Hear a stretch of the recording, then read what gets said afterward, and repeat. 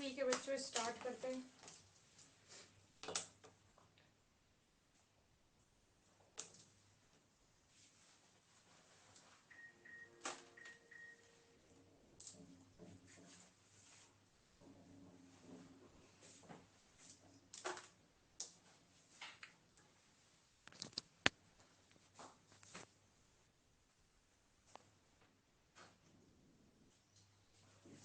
बताओ कल कहाँ तक पहुंच गए थे अपन?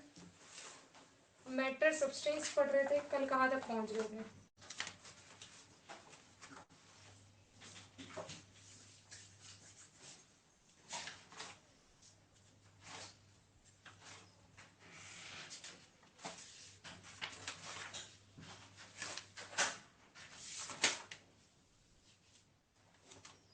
Good morning, good morning. तुम लोगों के मैसेज काफी लेट आ रहे हैं।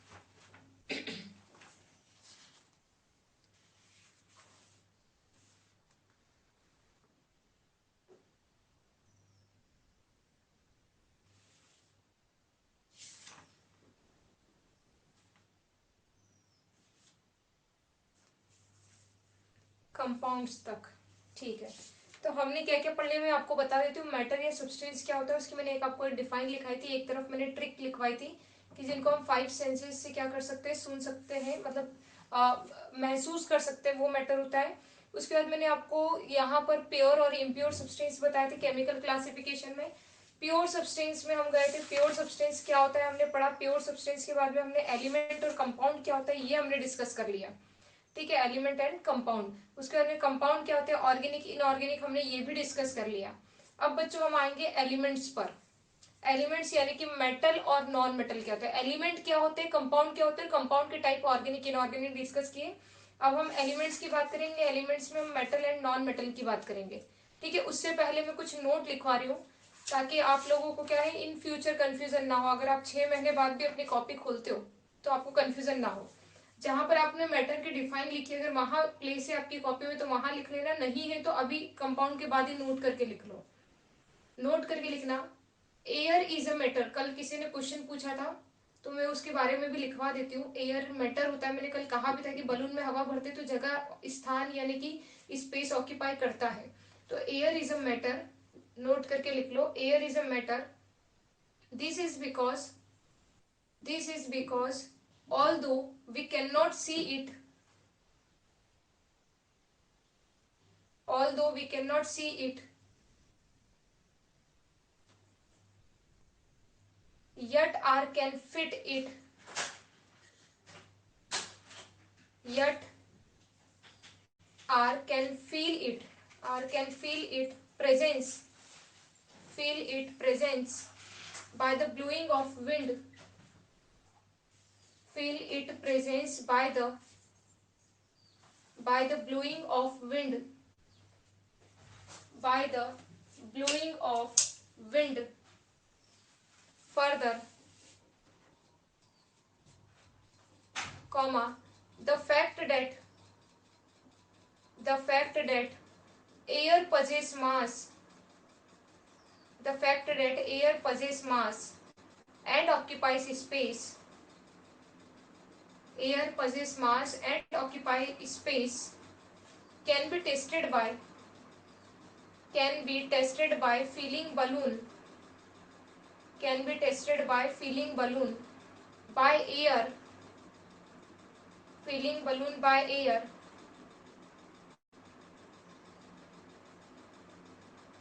and then weighing, weighing मतलब वजन करना, and then weighing, and then weighing मतलब सिंपल सी बात है कि बलून में हवा भर के उसका वजन करेंगे तो हमें पता चल जाएगा, ठीक है।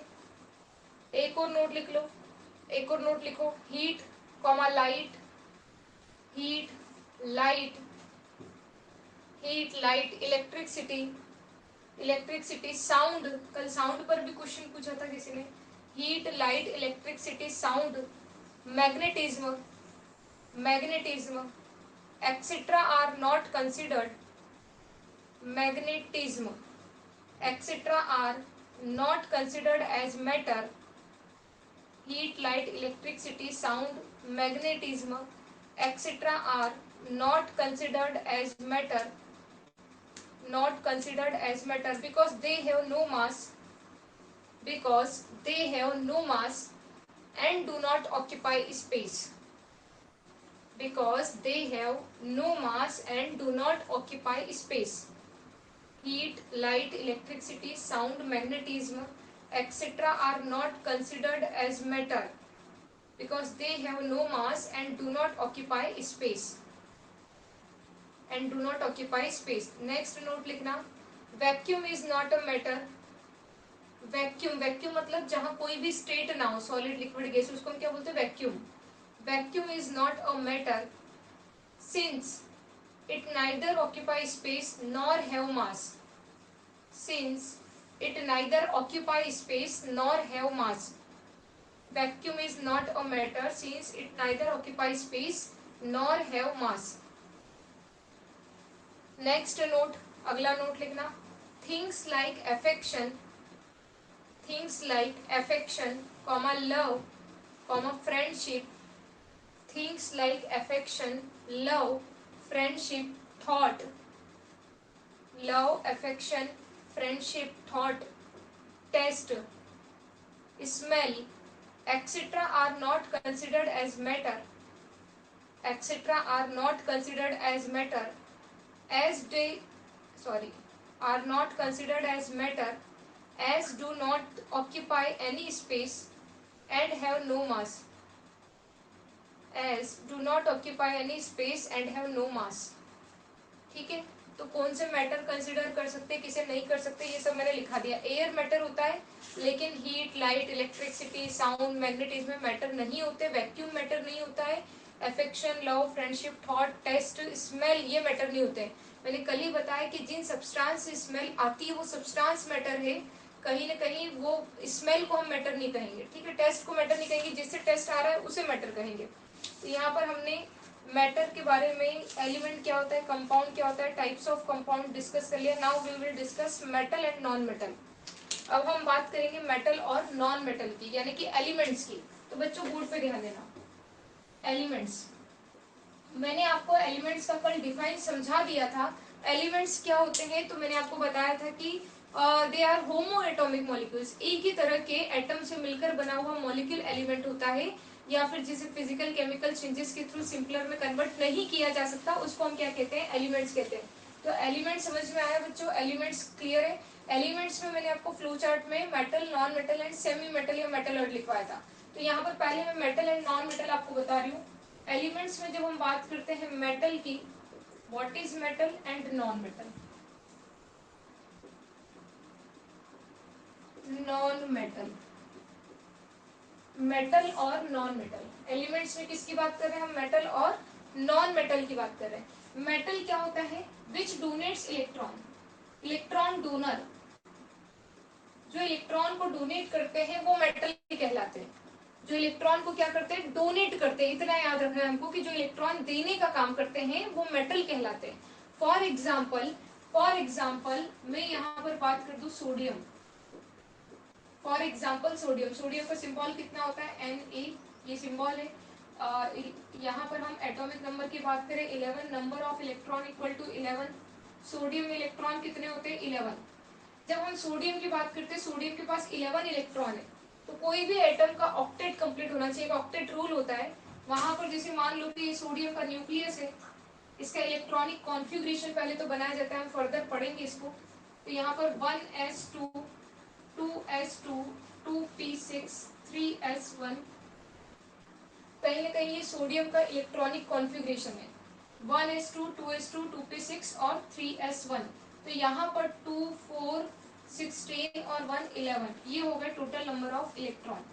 अब अगर हम सोडियम एटम का स्ट्रक्चर बनाए तो ये न्यूक्लियस, न्यूक्लियस में क्या होगा, प्रोटॉन, न्यूट्रॉन. ये फर्स्ट शेल में नंबर ऑफ इलेक्ट्रॉन कितने, 2. Duplet complete. पहले शेल में, शेल यानी ऑर्बिट, तो पहले शेल में नंबर ऑफ इलेक्ट्रॉन 2 ही होते हैं, डुप्लेट कंप्लीट होता है. ये 2 और ये 2 मतलब दूसरा शेल हो गया, ये दूसरा शेल. और दूसरे शेल में नंबर ऑफ इलेक्ट्रॉन होते हैं 8. कितने, 8. ऑक्टेट. ऐसे अगले जितने भी मिनिमम नंबर ऑफ इलेक्ट्रॉन 8 होने चाहिए, जिसको हम बोलते हैं ऑक्टेट कंप्लीट. ठीक है. थर्ड जो शेल है, ये थर्ड, ये थर्ड शेल, थर्ड ऑर्बिट, और थर्ड ऑर्बिट में नंबर ऑफ इलेक्ट्रॉन 1 है, लेकिन होने मिनिमम कितने चाहिए? 8। मैंने कहा पहले शेल को छोड़कर जितने भी ऑर्बिट है या शेल्स है उनमें मिनिमम 8 इलेक्ट्रॉन होने चाहिए, ऑक्टेट कंप्लीट होना चाहिए, लेकिन यहाँ सिर्फ एक ही है। मतलब सोडियम अनस्टेबल है, सोडियम को 7 इलेक्ट्रॉन की रिक्वायरमेंट है। ये कैसे बना अभी इस पर ध्यान मत दो।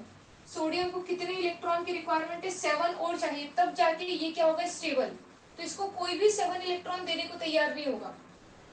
क्यों? क्योंकि 7 इलेक्ट्रॉन बहुत ज्यादा होते हैं। तो सोडियम बोलेगा क्यों ना मैं अपना एक इलेक्ट्रॉन ही बाहर निकाल दूं।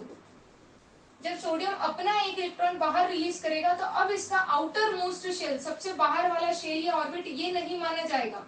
अब इसका आउटर मोस्ट शेल ये माना जाएगा, और ये मानेंगे तो यहाँ पर तो 8 इलेक्ट्रॉन है, मतलब ऑक्टेट कंप्लीट है। अब सोडियम स्टेबल हो गया कब? जब इसने अपना एक इलेक्ट्रॉन क्या किया? बाहर निकाला। जब अपना एक इलेक्ट्रॉन इसने क्या किया? रिलीज किया। और अगर सोडियम अपना एक इलेक्ट्रॉन रिलीज करता है, एक इलेक्ट्रॉन दिया तो 1 प्लस लग जाएगा सोडियम के ऊपर। अगर 2 इलेक्ट्रॉन देता तो 2 प्लस, 3 देता तो 3 प्लस, इस तरह से। तो सोडियम ने अपना एक इलेक्ट्रॉन दिया तो Na से ये हो गया Na प्लस।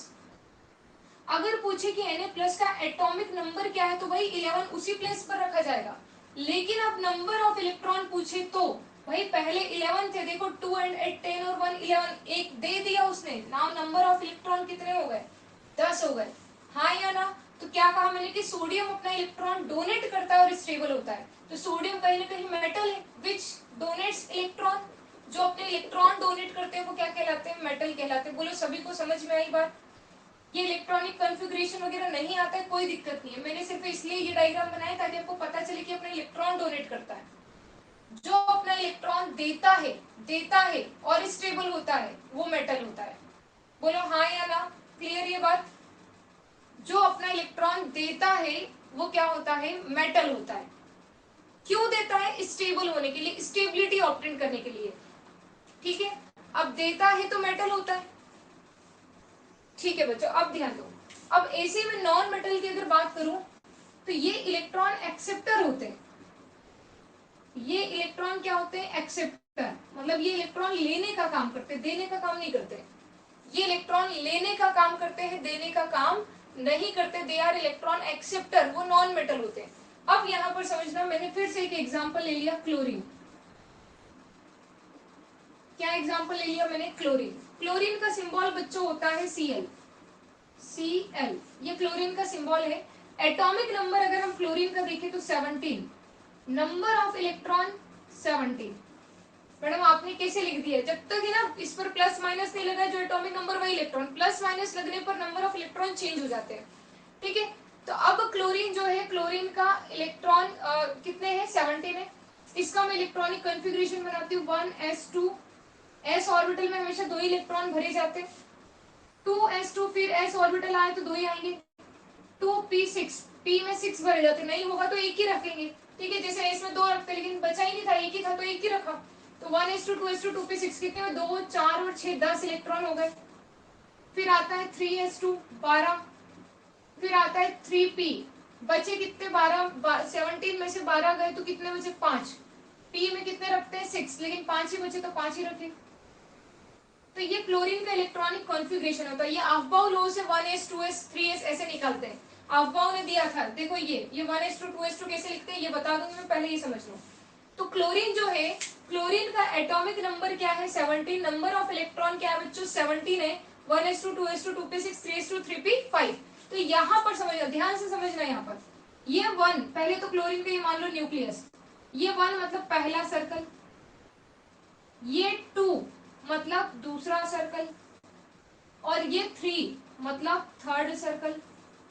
अब फर्स्ट सर्कल में नंबर ऑफ इलेक्ट्रॉन कितने? 2, 2 इलेक्ट्रॉन। पहले सर्कल में 2 ही आते, सर्कल मतलब ऑर्बिट या शेल। पहले सर्कल में 2 ही आते जिसको हम डुप्लेट कहते हैं, डुप्लेट। सेकंड में मैंने कहा कि पहले को छोड़कर सबके पास मिनिमम 8 इलेक्ट्रॉन होने चाहिए। सेकंड में कितने? 8। थर्ड में कितने हैं? 7। नंबर ऑफ इलेक्ट्रॉन कितने? 7। मिनिमम 8 होने चाहिए, है कितने? 5 एंड 2 7। कितने की रिक्वायरमेंट है? 1 इलेक्ट्रॉन की रिक्वायरमेंट है क्लोरीन को। क्लोरीन को 1 इलेक्ट्रॉन चाहिए स्टेबल होने के लिए। तो क्लोरीन को 1 इलेक्ट्रॉन कोई भी दे देगा। ये अपने 7 इलेक्ट्रॉन दे, इसके कंपेयर में इसको कोई भी 1 इलेक्ट्रॉन दे देगा। तो 1 इलेक्ट्रॉन दे देगा। अब जैसे मान लो ये सोडियम है, सोडियम ने अपना 1 इलेक्ट्रॉन डोनेट किया और ये 1 इलेक्ट्रॉन किसने एक्सेप्ट कर लिया, मान लो क्लोरीन ने। क्लोरीन ने ये 1 इलेक्ट्रॉन क्या कर लिया, एक्सेप्ट कर लिया। क्या कर लिया, एक्सेप्ट कर लिया। अब क्लोरीन ने अगर 1 इलेक्ट्रॉन एक्सेप्ट किया, now number of electrons in outermost shell, सबसे बाहर वाले शेल में कितने इलेक्ट्रॉन है, 7 and 1 8। तो अब क्लोरीन के पास 8 इलेक्ट्रॉन हो गए। कितने हो गए, वेरी गुड, NaCl 8 इलेक्ट्रॉन। तो बच्चों यहाँ पर क्लोरीन तो यही है, लेकिन क्लोरीन ने 1 इलेक्ट्रॉन लिया है तो माइनस चार्ज, लेने वाला माइनस चार्ज लग जाता है। 1 लिया तो 1 माइनस, अगर 2 लेता तो 2, 3 लेता तो 3, जितने इलेक्ट्रॉन लिया उतना माइनस चार्ज, जितने इलेक्ट्रॉन दिया उतने प्लस चार्ज लग जाते हैं। अब अभी भी इसका एटॉमिक नंबर तो 17 ही होगा, लेकिन नंबर ऑफ इलेक्ट्रॉन क्लोरीन के पास हो गए 18। पहले 17 थे इलेक्ट्रॉन, लेकिन 1 इलेक्ट्रॉन ले लिया तो नंबर ऑफ इलेक्ट्रॉन कितने हो गए, 18। Cl माइनस के पास 18 इलेक्ट्रॉन होते हैं, लेकिन Cl के पास 17 होते हैं। ये कहानी क्लियर हो गई। जो इलेक्ट्रॉन एक्सेप्टर, देखो ये ट्रिक कैसे याद रखोगे, जिसके पास पैसा होता है ना वही उधार देता है। तो देने वाला धनी, धनी मतलब धन आयन यानी कि पॉजिटिव चार्ज। जिसके पास पैसा नहीं होता वो बेचारा उधार लेता है। तो लेने वाला ऋणी, ऋण बोलते हैं ना हिंदी में, तो ऋणी यानी कि कहीं ना कहीं नेगेटिव चार्ज। तो ये याद रख सकते हैं कि जो इलेक्ट्रॉन लेता है उसके ऊपर नेगेटिव चार्ज, जो देता है वो पॉजिटिव चार्ज। यहाँ तक कहानी क्लियर हुई। इस तरह से देखो ये NaCl एक दूसरे से रिएक्ट करते हैं, Na और Cl, और बना लेते हैं NaCl। NaCl मतलब दोनों एक दूसरे से रिएक्ट करके सोडियम अपना इलेक्ट्रॉन इसको देता है। जब दोनों अलग अलग होंगे ना तो ये ऐसा लिखा जाएगा Na प्लस और Cl माइनस। इसने अपना 1 इलेक्ट्रॉन इसको दे दिया, भाई तू जा आराम कर, मैं अपना आराम करता हूँ। लेकिन अभी जैसे दोनों की शादी हुई है, दोनों का तलाक होता है, तो ये बोलेगा ठीक है 1 इलेक्ट्रॉन ले जा लेकिन छुटकारा दे मुझे। समझ रहे हो यहाँ पर बात क्लियर हुई सबको, यस और नो? बताओ बच्चों, मेटल नॉन मेटल का मेन डिफरेंस क्लियर हुआ। विच डोनेट्स इलेक्ट्रॉन मेटल, और जो इलेक्ट्रॉन एक्सेप्ट करते हैं नॉन मेटल। हाँ, ये कॉन्फ़िगरेशन में अभी समझाती हूँ, बहुत लंबी प्रोसेस है कॉन्फ़िगरेशन की, लेकिन फिर भी मैं कोशिश करूंगी अभी समझाने की। यहां तक बट ये क्लियर है कि इलेक्ट्रॉन देने वाला और लेने वाला मेटल नॉन मेटल। ठीक, देखो कॉन्फ़िगरेशन इस चैप्टर का टॉपिक नहीं है, लेकिन मैं 5 मिनट उसको देकर आपको समझा दूंगी। पहले मेटल नॉन मेटल समझ लो, फिर कॉन्फ़िगरेशन में लास्ट में बता दूंगी जब ये आज का अपना टारगेट खत्म होगा। ठीक है, अब मेटल नॉन मेटल का मेन डिफरेंस क्लियर हो गया कि जो इलेक्ट्रॉन देते हैं वो मेटल, जो लेते हैं वो नॉन मेटल। नेक्स्ट बच्चों अगर हम यहाँ बात करें तो मेटल मेनली है ना, हम बोल सकते हैं सॉलिड स्टेट में रहती है। कौन सी सॉलिड, तो समझते हो ना, ठोस, सॉलिड स्टेट में रहती है। सॉलिड क्या होता है, जिनका डेफिनेट स्ट्रक्चर होता है ना, जिनका कहीं ना कहीं डेफिनेट स्ट्रक्चर एंड वॉल्यूम होता है, डेफिनेट शेप एंड वॉल्यूम होता है। जैसे मार्कर, ये मार्कर बच्चों जब से मैं आप लोगों को पढ़ा रही हूँ ना, इसका स्ट्रक्चर यही है, सिलेंड्रिकल। ऐसा नहीं है कि कभी ये स्क्वायर में कन्वर्ट हो गया, कभी ये स्फेरिकल हो गया, ऐसा तो है नहीं। डेली यही का यही स्ट्रक्चर है, डेफिनेट शेप। और जितना शेप है जहां भी रखूंगी उतना ही वॉल्यूम ऑक्यूपाई, मतलब स्पेस ऑक्यूपाई करेगा, उतना ही वॉल्यूम होगा। तो जिसका डेफिनेट शेप और डेफिनेट वॉल्यूम होता है वो क्या होता है, कहीं ना कहीं सॉलिड। तो ये सॉलिड है एक तरह से, ठीक है, ये सॉलिड है, ये सॉलिड है। हमारे कपड़े भी सॉलिड है। कैसे सॉलिड है भाई, इनका जो शेप है वही का वही है, ऐसा थोड़ी ना चेंज हो रहा है। तो ये भी सॉलिड है। हमारे चप्पल सॉलिड है, या फिर हम बात करें कि जो भी आप बुक्स ले लो ये सॉलिड है, हमारा मोबाइल सॉलिड है। तो सॉलिड मतलब जिनका डेफिनेट शेप होता है और डेफिनेट वॉल्यूम होता है।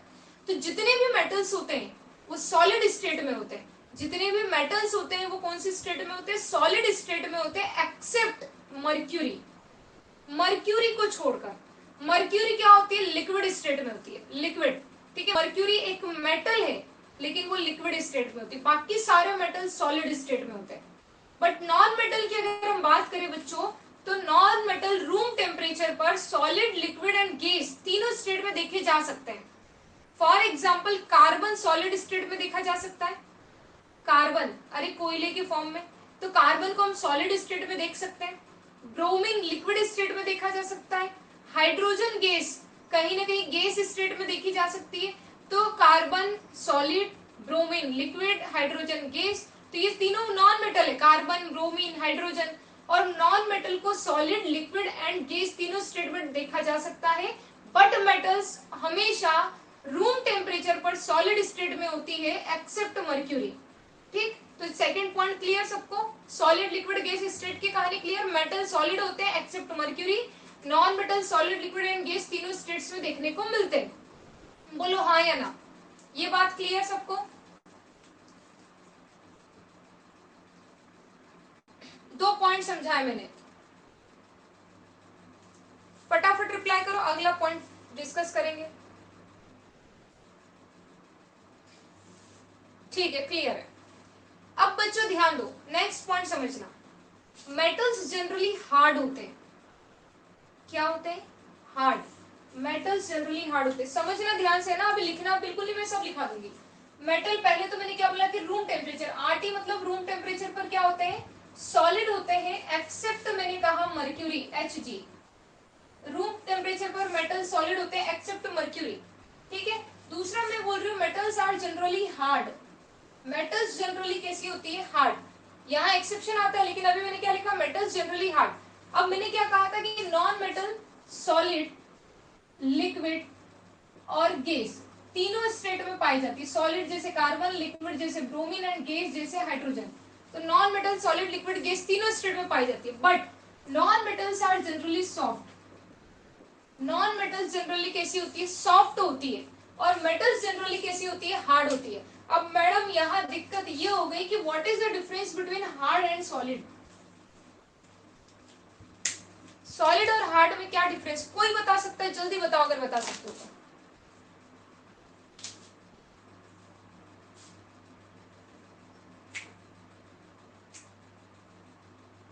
बताओ जल्दी से।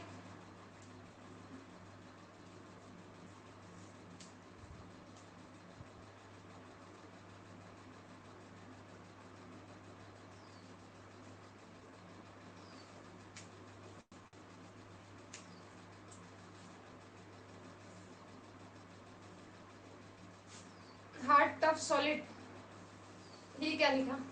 Solid is the state of metal. Very nice Sejal, बहुत सही आंसर दिया। एंड हार्ड क्या होगा? सॉलिड में इलेक्ट्रोस्टैटिक फोर्स होता है। ठीक है, solid is a state of matter, ये समझ में आया। हार्ड क्या है ये बताओ? Hard is a property. Hard क्या है? प्रॉपर्टी। समझो, ये मैंने टी शर्ट पहना है, ये मैंने टी शर्ट पहना है, अगर मैं आप लोगों से पूछूं ये सॉलिड है, लिक्विड है या गैस है, बताओ जल्दी से क्या है ये? सॉलिड है, लिक्विड है या गैस है? जल्दी रिप्लाई करो स्पीड में। Hardness is a property. Very nice, बिल्कुल सही, तुम लोग तो बहुत होशियार हो। सॉलिड है, ठीक है। अब मेरा क्वेश्चन है ये हार्ड है या सॉफ्ट है, तो आप बोल दोगे सॉफ्ट है, तो बिल्कुल सही है, ये सॉलिड है लेकिन सॉफ्ट है। बट अगर मैं इस मार्कर की बात करूं बच्चों, ये भी सॉलिड है लेकिन मैं इसको प्रेस कर रही हूँ, मुझसे प्रेस नहीं हो रहा है, ये नहीं हो रहा है प्रेस, ये दब नहीं रहा है, मतलब ये हार्ड है। अरे समझे कि नहीं समझे? सभी समझ गए? साक्षी, सेजल, प्रांजलि, जो भी बच्चे हैं, नाम याद हो गए थोड़े थोड़े। ये देखो, ये सॉलिड है बट हार्ड है, ये सॉलिड है बट हार्ड है, ये भी सॉलिड है बट सॉफ्ट है, इसको मैं प्रेस कर सकती हूँ, ये सॉफ्ट है। Solid but soft, solid but hard. तो solid is a state of matter and hardness is a property. ठीक है, तो ये सॉलिड है बट सॉफ्ट है, ये सॉलिड है बट हार्ड है। तो hard and soft is a property. Hard and soft is a property. Hard और सॉफ्ट क्या होता है बच्चों? प्रॉपर्टी होती है।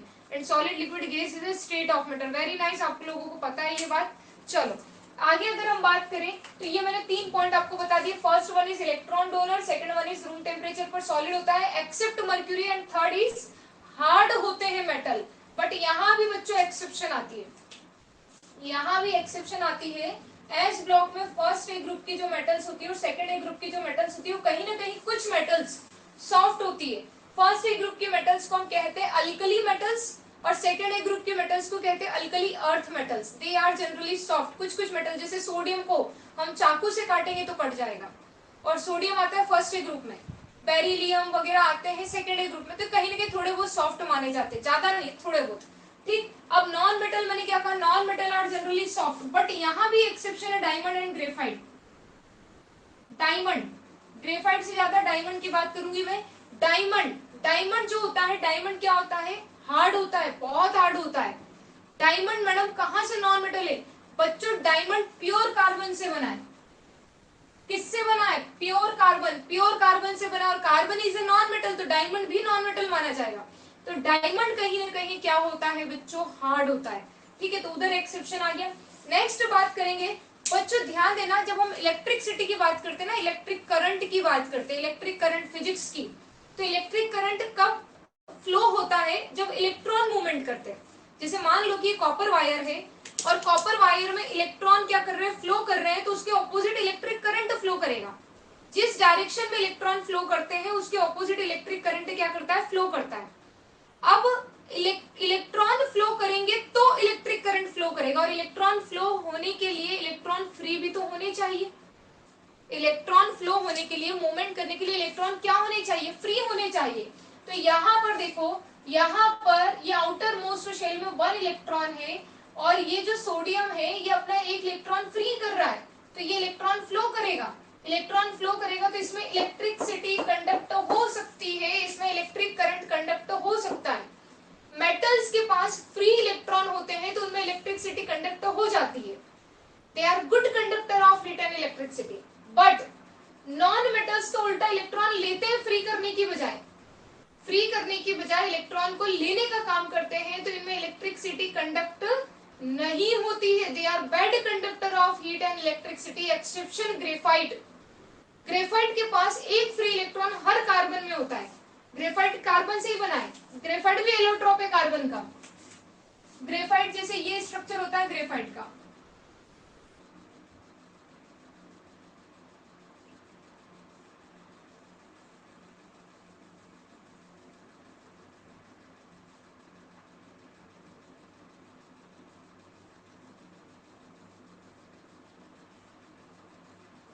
ये प्रोसेस आगे चलती जाएगी, जैसे इस तरफ फिर आ गया कार्बन, इस तरह से स्ट्रक्चर होता है ग्रेफाइट का। और कार्बन के पास आउटर मोस्ट शेल में 4 इलेक्ट्रॉन होते हैं, 1 2 3 और एक फ्री बैठा है 4, 4 इलेक्ट्रॉन, 1 2 3 और एक 4। तो एक एक इलेक्ट्रॉन हर कार्बन के पास फ्री है, जितने भी कार्बन है ग्रेफाइट में, ईच कार्बन है 1 फ्री इलेक्ट्रॉन इन ग्रेफाइट। तो एक फ्री इलेक्ट्रॉन है तो वो मूवमेंट करेगा, उसमें इलेक्ट्रिसिटी फ्लो होगी। तो graphite is a good conductor of electricity, लेकिन non metals are bad conductor except graphite. Madam diamond नहीं हो सकता क्या? अब डायमंड का अगर हम स्ट्रक्चर देखें तो ये डायमंड का स्ट्रक्चर देखो, ये एक कार्बन, इससे 4 कार्बन जुड़े, चारों इलेक्ट्रॉन देखो पैक हो गए। यहां पर फिर देखो, ये एक कार्बन, 4 कार्बन जुड़े। यहां इसको देखो, ये एक कार्बन इधर गया, 4 और जुड़े इससे। तो कहीं ना कहीं डायमंड का स्ट्रक्चर पैक होता है। डायमंड में सभी कार्बन एक दूसरे से जुड़े रहते हैं, सभी कार्बन एक दूसरे से क्या होते हैं? जुड़े रहते हैं। ठीक है, सभी कार्बन। तो डायमंड के पास एक भी इलेक्ट्रॉन फ्री नहीं होता है। डायमंड भी बैड कंडक्टर है इलेक्ट्रिसिटी का, ग्रेफाइट जो है वो गुड कंडक्टर है। बोलो ये पॉइंट समझ में आया? यस और नो?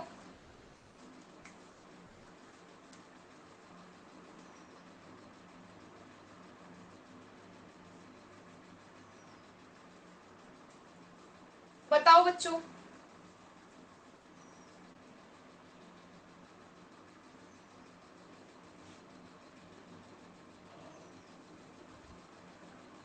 यस, सभी बच्चों को आ गया। ठीक है, आगे बात करते बच्चों। मेटल्स जो होते हैं ना, मेटल्स के पास कुछ प्रॉपर्टीज होती है, जैसे कि अगर हम अपने ये जो क्या बनवाते हैं ज्वेलरीज वगैरह, तो गोल्ड जो होता है, गोल्ड को कहीं ना कहीं तोड़ मरोड़ के अलग अलग शेप्स दिए जाते हैं। तो कहीं ना कहीं कहने का मतलब ये है कि हम मेटल्स को जब ठोकते पीटते हैं और अलग अलग स्ट्रक्चर में कन्वर्ट करते हैं, तो वो कन्वर्ट हो जाते हैं। मतलब मेटल्स आर मेलिएबल। मेटल्स कैसे होते हैं? मेलिएबल होते हैं। मेलिएबल समझ रहे हो? मेलिएबल मतलब ठोकने पीटने पर जो चपटे हो जाए, मेलिएबल। तो metals are malleable. First property. Ductile का मतलब खींचने पर खिंचाव उत्पन्न हो जाए। मतलब मैडम हम खींच रहे तो खिंचाव तो हो ही नहीं रहा, बच्चों अपने से थोड़ी ना होगा, मशीन से होगा वो। तो जैसे कि कॉपर वायर इलेक्ट्रिसिटी के होते हैं, तो खींचने पर खिंचाव उत्पन्न हो, उसे बोलते हैं हम डक्टाइल प्रॉपर्टी। तो metals are malleable, metals are ductile, बिल्कुल मोल्ड कर सकते हैं उनको, किसी भी शेप में कन्वर्ट कर सकते हैं। नेक्स्ट अगर हम बात करें डक्टाइल, मेलिएबल और चमकदार। चमकदार मतलब कहीं ना कहीं लस्टर, शाइनिंग देते हैं मेटल्स। बट नॉन मेटल्स में ये प्रॉपर्टी देखने को नहीं मिलती है, नॉन मेटल्स में ये प्रॉपर्टी देखने को नहीं मिलती है। Non metals are brittle, non metals are brittle. ऐसी कौन सी नॉन मेटल है जो चमकती है? ये क्वेश्चन पीएससी में पूछा था अभी, 3 मार्कर। ऐसी कौन सी नॉन मेटल है जो चमकती है? बताओ जल्दी से, पीएससी में पूछा गया क्वेश्चन भी है ये। ऐसी कौन सी नॉन मेटल है जो चमकती है? जल्दी से बताओ बच्चों।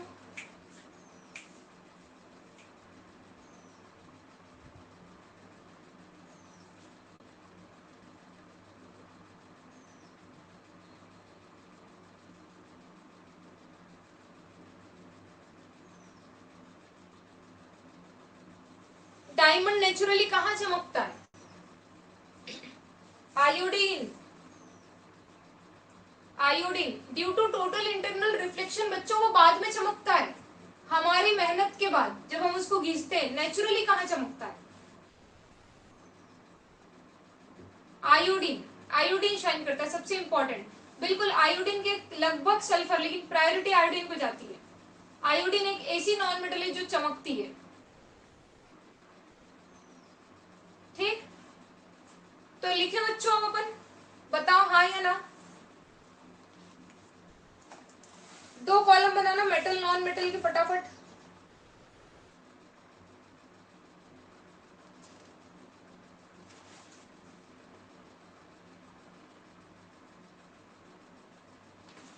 मेटल नॉन मेटल के 2 कॉलम बनाना।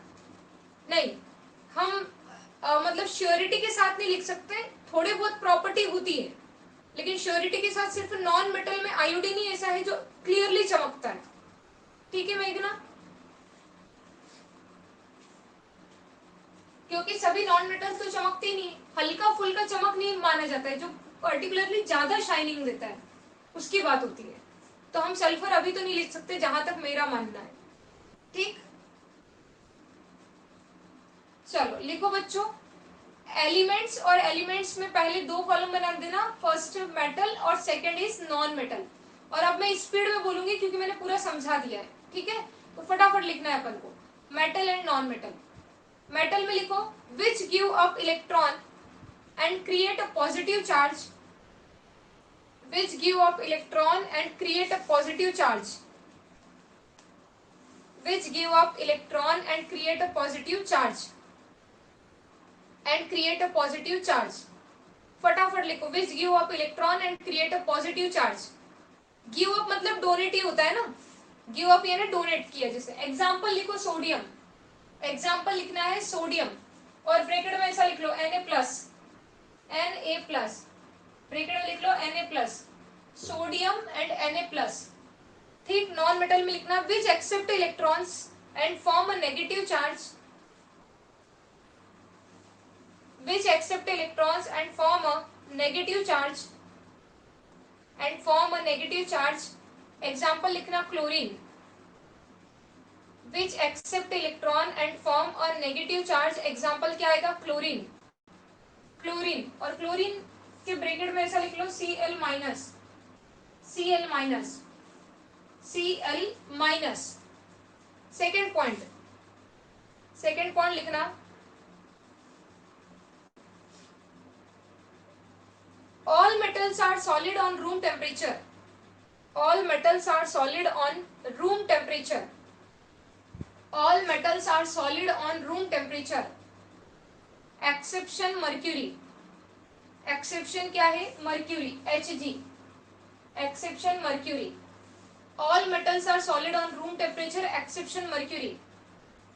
non metal में लिखना non metals exist in all 3 states, non metal exist in all 3 states like carbon in solid state, like carbon in solid state, bromine in liquid state, and hydrogen in gas state, like carbon in solid state, bromine in liquid state, and hydrogen in gas state, and hydrogen in gas state। next point, metals are mainly hard, next point, metals are mainly hard, metals are mainly hard। Metals are mainly hard. Exception लिखना, alkali metals and alkali earth metals, alkali metals and alkali earth metals, alkali metals and alkali earth metals. Metals are mainly hard, exception alkali metals and alkali earth metals. Non metal में लिखना, non metals are soft, non metals are soft, non metals are soft. Exception लिखो diamond and graphite, diamond and graphite. Exception क्या आ जाएगा, diamond and graphite. Non metals are soft, exception diamond and graphite. Next point metals में आएगा, electric current flows in metals, electric current flows in metals, so it is called good conductor of electricity. Electric current flows in metals, so it is called good conductor of electricity, so it is called good conductor of electricity, good conductor of electricity. Electric current flows in metals, so it is called good conductor of electricity. Non metal में लिखना, electric current does not flow in them, electric current does not flow in them, electric current does not flow in them, so it is called a bad conductor of electricity, so it is called a bad conductor of electricity. Exception graphite, so it is called a bad conductor of electricity, exception graphite. Exception क्या होगा, graphite. Exception मतलब उसका उल्टा, मतलब graphite पे electricity conduct तो होगी। Exception graphite, electric current does not flow in them, so it is called bad conductor of electricity, exception graphite. Next आ जाएगा बच्चों मेटल्स में, metals are also good conductor of heat, metals are also good conductor of heat, metals are also good conductor of heat. इसी में नीचे note लिखो, metal में ही नीचे नोट लिखो, silver is the best conductor of electricity among all metals. Note लिखना, silver is the best conductor of electricity, silver is the best conductor of electricity among all metals, silver is the best conductor of electricity among all metals. सभी metals में सबसे ज्यादा अच्छा electricity को conduct कौन करता है, silver. Silver is the best conductor of electricity among all metals. ठीक, नॉन मेटल में लिखो, non metals are bad conductor of heat, non metals are bad conductor of heat because they do not have, बस इतना ही लिखो, non metals are bad conductor of heat, non metals are bad conductor of heat. Next point लिखना है,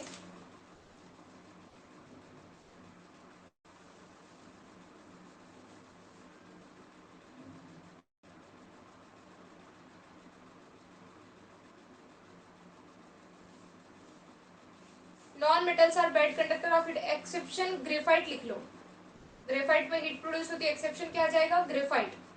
next point आएगा बच्चों metal में, boiling and melting point of metals are high, boiling and melting point of metals are high, boiling and melting point of metals are high. Boiling melting point क्या होता है सुन लो पहले। जैसे मैंने पानी को, वाटर को एक बर्तन में लिया और उसको मैंने गैस पर रख दिया, गैस स्टोव समझते हो, इंडक्शन समझते हो, उस पर रख दिया। अभी नॉर्मल पानी, नॉर्मल एकदम उसका टेम्परेचर नॉर्मल है। अब मैंने जैसे जैसे फ्लेम इंक्रीज करी है, थोड़े समय बाद पानी क्या करेगा, उबलना शुरू करता है और वेपर में कन्वर्ट होने लगता है। जिस टेम्परेचर पर वाटर बॉईल होना स्टार्ट कर देता है वो टेम्परेचर उसका बॉइलिंग पॉइंट कहलाएगा। ये बात क्लियर, जिस टेम्परेचर पर वाटर बॉईल होना शुरू कर देता है वो उसका क्या कहलाएगा, बॉइलिंग पॉइंट। अब जैसे मान लो कि कोई अपनी स्टेट से दूसरे स्टेट में जा रहा है, जैसे कि मान लो आइस है और आइस पिघलकर वाटर में कन्वर्ट हो रही है, तो जिस टेम्परेचर पर आइस पिघलकर पानी में कन्वर्ट होने लगती है वो उसका मेल्टिंग पॉइंट, मेल्ट मतलब पिघलना, जिस टेम्परेचर पर बर्फ पिघलकर पानी में कन्वर्ट होने लग रही है वो उसका मेल्टिंग पॉइंट कहलाएगा। अब मान लो जैसे मैंने वाटर को फ्रीजर में रख दिया, अभी तो नॉर्मल वाटर है, कुछ समय बाद धीरे धीरे उसकी स्टेट कन्वर्ट होने लगेगी, वो आइस में कन्वर्ट होने लगेगा। तो जिस टेम्परेचर पर वाटर आइस में कन्वर्ट होना स्टार्ट हो जाता है वो फ्रीजिंग पॉइंट कहलाता है। तो बॉइलिंग, मेल्टिंग एंड फ्रीजिंग, बात क्लियर हो रही है? बॉइलिंग मतलब जिस टेम्परेचर पर कोई भी सब्सटेंस बॉइल होना स्टार्ट हो जाए वो बॉइलिंग पॉइंट। जिस टेम्परेचर पर कोई भी सब्सटेंस मेल्ट होना स्टार्ट हो जाए वो मेल्टिंग, और जिस पर कोई जमना शुरू हो जाए वो फ्रीजिंग। तो ये बॉइलिंग, मेल्टिंग और फ्रीजिंग है। तो मेटल्स के बॉइलिंग और मेल्टिंग पॉइंट हाई होते हैं, मतलब ये देरी से गर्म होते हैं, ज्यादा टेम्परेचर देना पड़ेगा, समझ रहे हो? देरी से गर्म होते हैं, ज्यादा बॉइलिंग पॉइंट मतलब कि ज्यादा टेम्परेचर देना पड़ेगा, ज्यादा लंबे समय में गर्म होंगे, जैसे 100 डिग्री सेल्सियस की वजह 1000 पे हो सकते हैं, तो इनका बॉइलिंग पॉइंट ज्यादा होता है, देरी से गर्म होंगे, समय ज्यादा भी लगेगा, और मेल्टिंग भी ज्यादा होता है, ज्यादा टेम्परेचर देंगे तब जाके गर्म भी होंगे और मेल्ट भी होंगे। लेकिन नॉन मेटल्स का बॉइलिंग और मेल्टिंग पॉइंट कम होता है, जल्दी से हो जाते हैं क्योंकि इनके बॉन्ड्स वीक होते हैं, जल्दी से दूर दूर हो जाएंगे ये एटम्स। लेकिन मेटल्स क्या होते हैं, मेटल्स का डेफिनेट शेप वगैरह होता है, सॉलिड स्टेट में ज्यादा होते हैं, इनके बॉन्ड स्ट्रॉन्ग होते हैं, ये इजीली दूर दूर नहीं हो पाएंगे। ये कहानी क्लियर हो रही है, समझ में आ रहा है, हाँ या ना? मेटल्स का बॉइलिंग और मेल्टिंग पॉइंट हाई होता है, मतलब लंबे समय तक गर्म होंगे, हाई मतलब कि ज्यादा टेम्परेचर देना पड़ेगा, लंबे समय तक गर्म होंगे, लंबे समय बाद मेल्ट होंगे, इजीली नहीं हो पाएंगे। जैसे आयरन आसानी से थोड़ी ना उसको मेल्ट कर सकते, स्टेट कन्वर्ट कर सकते, बहुत टेम्परेचर देना पड़ेगा, ठीक है? हाँ, तो लिखो इसमें। बाकी सबको भी आ रहा है समझ में, ऐसा नहीं कि जबरदस्ती पढ़ रहे हो। कौन कौन है? साक्षी, इरशाद, सेजल, रश्मि, मेघना, ठीक है। हाँ बच्चों, तो नेक्स्ट पॉइंट लिखना है, क्या लिखा है मैंने? Boiling and melting point of metals are high, boiling and melting point of metals are high. और उधर लिखोगे नॉन मेटल में, boiling and melting point of non metals are less than metals, boiling and melting point of non metals are less than metals, boiling and melting point of non metals are less than metals, ठीक। फिर metal में लिखो, metals generally possess the properties of, metals generally possess the properties of malleable, malleable, bracket में लिखो example, converted into sheet, चपटी कर सकते हैं, converted into sheet, SHEET, bracket बंद, कॉमा लगाओ, लिखो डक्टाइल, डक्टाइल, ब्रैकेट में लिखना, like converted into thin wire, पतले वायर में कन्वर्ट कर सकते हैं, like converted into thin wire, bracket बंद, comma, and lustrous and sonorous, and lustrous and sonorous, lustrous मतलब चमकदार, सोनोरस मतलब आवाज, जैसे बर्तन नीचे गिरते आवाज आती है। तो मेटल्स क्या होती है, मैलिएबल प्रॉपर्टी रखती है, डक्टाइल रखती है, लस्चरस एंड सोनोरस, ठीक। नॉन मेटल्स में लिखना, non metals are usually weak, non metals are usually weak, they break easily, they break easily, bracket में लिखना brittle, brittle, they break easily, bracket में क्या आएगा, ब्रिटल, ब्रिटल। आगे लिखना है इसी में, दे do not have the property of malleable, they do not have the property of malleable and are lusterless, and are lusterless, and are lusterless, चमकहीन होते हैं। एक्सेप्शन आयोडीन, एक्सेप्शन आयोडीन, इसमें लिखना iodine have lustrous property, iodine have lustrous property,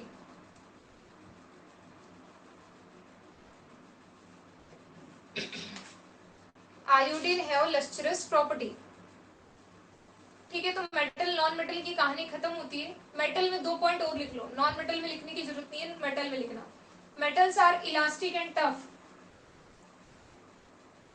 metals are elastic and tough, metals are elastic and tough। इसी में अगला point, metals can be converted into liquid, metals can be converted into liquids, metals को liquid में convert किया जा सकता है, metals can be converted into liquids So it is fusible also. So it is fusible also. So it is fusible also.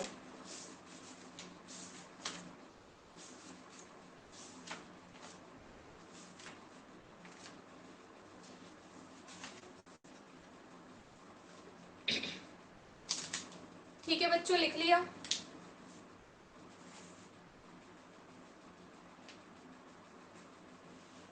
अब मैं थोड़ा सा ये बता देती हूँ इलेक्ट्रॉनिक कॉन्फ़िगरेशन कैसे आया। साक्षी, मेघना, इरशाद, सेजल,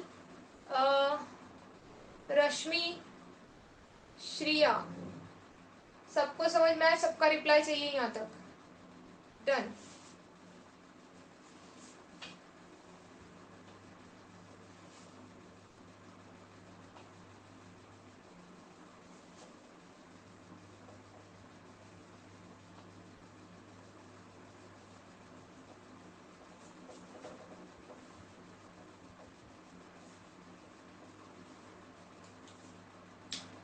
ठीक है रश्मि,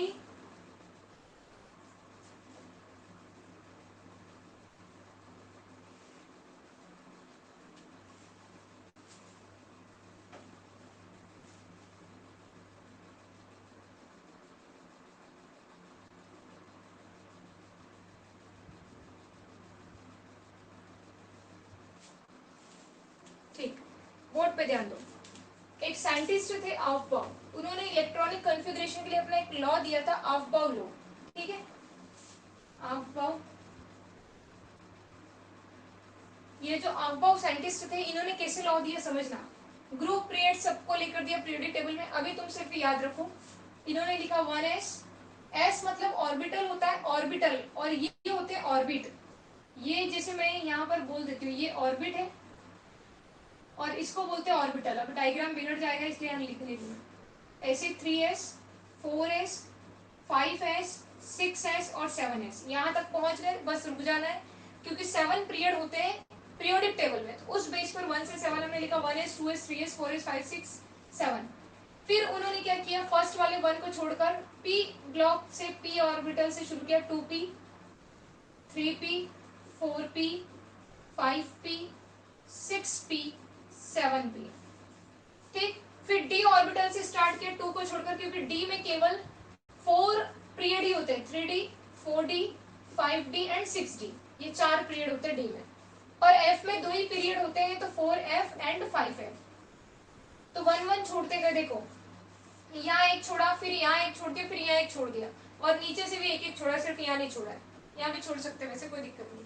अब उन्होंने कहा यहाँ से चलना स्टार्ट करो। यहाँ से मतलब यहाँ से हम पहले गए 1s के पास, यहाँ से यू टर्न ले लो, फिर घूम के आओ तो रास्ते में आएगा 2s, फिर यू टर्न लिया, फिर रास्ते में आया 2p, 3s, फिर U turn, 3p, 4s, 3d, 4p, 5s, 4d, 5p, 6s, 4f, 5d, 6p, 7s। इस तरह से हमें आगे चलते जाना है। ये किसने बनाया, ऑफबाउ ने बनाया। ठीक है, तो इलेक्ट्रॉनिक कॉन्फ़िगरेशन का सीक्वेंस ही ये है। ये मैं एक्स्ट्रा बता रही हूँ ना, 10 मिनट बच्चे हैं और जो बच्चों को वो इलेक्ट्रॉनिक कॉन्फ़िगरेशन नहीं आता उसके लिए ये इलेक्ट्रॉनिक कॉन्फ़िगरेशन का सीक्वेंस है। कैसा सीक्वेंस आया, सबसे पहले क्या आया 1s, फिर क्या आया 2s, फिर क्या आया 2p, 2p के बाद में 3s, 3s के बाद में 3p, 3p के बाद में देखो 4s, 4s, 4s के बाद में आगे बढ़े तो क्या आ रहा है 3d, 3d के बाद में देखो आगे बढ़ रहे तो क्या आ रहा है 4p, और इसी तरह से हम चलते जाएंगे। इससे आगे तो हम अपने सिलेबस में बढ़ेंगे ही नहीं। 1s, 2s, 2p, 3s, 3p, 4s, 3d, 4p, ऐसे ही हम आगे बढ़ते जाएंगे। तो ये इलेक्ट्रॉनिक कॉन्फ़िगरेशन लिखने का तरीका है। अब यहाँ पर समझना, इस 1 का मतलब बच्चों होता है ऑर्बिट, ऑर्बिट या शेल, जिस रास्ते पर इलेक्ट्रॉन चक्कर लगाते हैं। और ये s, p, d, f ये कहलाते हैं ऑर्बिटल। ये क्या कहलाते हैं, ऑर्बिटल, ये ऑर्बिटल कहलाते हैं। ठीक है, तो s ऑर्बिटल में सिर्फ 2 ही इलेक्ट्रॉन हम भर सकते हैं। s ऑर्बिटल में कितने इलेक्ट्रॉन भर सकते हैं, 2, ये याद रखना है। p में हम कितने भर सकते हैं, 6 मैक्सिमम, मिनिमम तो जितने होंगे उतने ही भर पाएंगे। डी ऑर्बिटल में हम भर सकते हैं 10 और एफ ऑर्बिटल में हम भर सकते हैं 14। इतने इलेक्ट्रॉन भर सकते हैं, ये याद रखना है आपको। एस में 2, पी में 6, डी में 10 और एफ में 14, ये ऑर्बिटल होते हैं। फॉर एग्जाम्पल अब समझना ध्यान से, मैंने लिया सोडियम, मैंने क्या लिया, सोडियम। सोडियम का एटॉमिक नंबर 11। सोडियम के पास इलेक्ट्रॉन कितने हैं, 11। कितने इलेक्ट्रॉन है, 11। ये मेरे को याद है कि सोडियम के पास इलेक्ट्रॉन 11 है, क्योंकि इसके ऊपर कोई प्लस माइनस नहीं है, तो जितना एटॉमिक नंबर वही नंबर ऑफ इलेक्ट्रॉन। मैंने ऐसी ट्रिक बनाई है। अब बच्चों यहाँ पर इलेक्ट्रॉन 11 है, मुझे इसका इलेक्ट्रॉनिक कॉन्फ़िगरेशन बनाना है। इलेक्ट्रॉनिक कॉन्फ़िगरेशन, मुझे इसका क्या बनाना है, इलेक्ट्रॉनिक कॉन्फ़िगरेशन। समझना ध्यान से, स्टार्ट करना है ना, सबका ध्यान यहाँ होना चाहिए जिसको नहीं पता ये चीजें। 1s, ये मैंने लिख दिया 1s। अब मैडम ने बताया कि s में केवल 2 इलेक्ट्रॉन भर सकते हैं, ये 2 इलेक्ट्रॉन, हमारे पास 11 है, 2 भर दिए, बचे कितने, 9। मतलब हमको आगे जाना पड़ेगा। आगे गए तो आगे आया 2s। फिर मैडम ने बताया था कि s में तो 2 ही भर सकते हैं, तो 2 इलेक्ट्रॉन कितने हो गए, 2 इंटू 4 इलेक्ट्रॉन। 11 में से 4 माइनस कर दो, अभी भी 7 बचे, तो आगे फिर जाना पड़ेगा। फिर क्या आता है, 2p। 2p में बताया है कि 6 इलेक्ट्रॉन भर सकते हैं, तो 2, 4 एंड 6 10 हो गए, अभी भी 1 इलेक्ट्रॉन बचा है, आगे जाना पड़ेगा। 3s, और 3s में कितने इलेक्ट्रॉन, s में 2 भर सकते हैं, लेकिन हमारे पास बचा एक ही है, तो मैंने एक लिख दिया। 2, 4, 6 10 एंड 1 11। ये सोडियम का इलेक्ट्रॉनिक कॉन्फ़िगरेशन हो गया। बताओ रश्मि और सेजल, साक्षी, सबको क्लियर, हाँ या ना बच्चों, ये क्लियर सबको।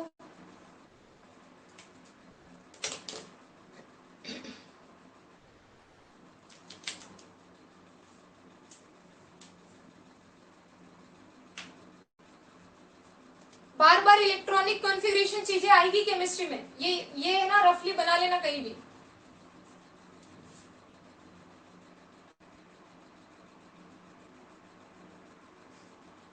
थैंक्स इरशाद, तुम लोग आजकल कुछ ज्यादा तारीफ कर रहे हो ऐसा लग रहा है, थैंक यू सो मच। यहाँ तक क्लियर सबको। आगे अगर हम बात करें, एक और चीज समझ लेना कि पहला जो सर्कल होता है, पहला सर्कल, ये सर्कल मतलब ऑर्बिट या शेल, इसमें 2 ही हम इलेक्ट्रॉन भर सकते हैं, 2 इलेक्ट्रॉन, जिसको बोलते हैं डुप्लेट कंप्लीट, 2 से ज्यादा नहीं भर सकते हैं। सेकंड वाले में 8 मिनिमम, यहाँ 8 मिनिमम, मतलब फर्स्ट को छोड़कर बाहर वाले जितने भी शेल से मिनिमम 8 इलेक्ट्रॉन होने ही चाहिए। 2 होते हैं फर्स्ट वाले में, फिर 8 होते हैं, फिर 8 होते हैं, फिर 18 होते हैं, फिर 18 होते हैं, फिर 32 होते हैं, लेकिन कम से कम 8 होने चाहिए, जिसको बोलते हैं ऑक्टेट, है ना। तो यहाँ पर 8 होते हैं, मैं इनको भी बता देती हूँ अलग से, पूरी केमिस्ट्री में ये वर्ड आएंगे बार बार।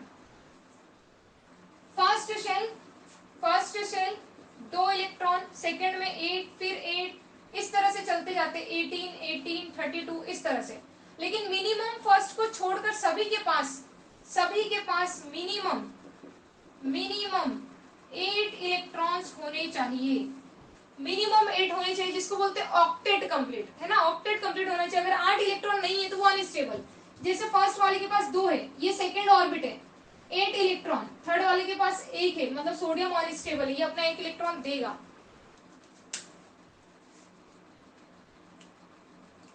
Okay, thanks. मक्खन लगा रहे हैं मैम, हाँ, बटर पॉलिश, सही है।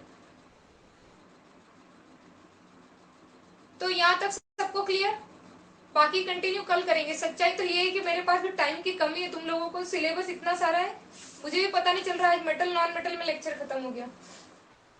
चलो बाकी कल करते बच्चों। मैटर सब्सटेंस 2 दिन और चलेगा, कल और परसों, है ना। ठीक है, good day, thanks, have a nice day.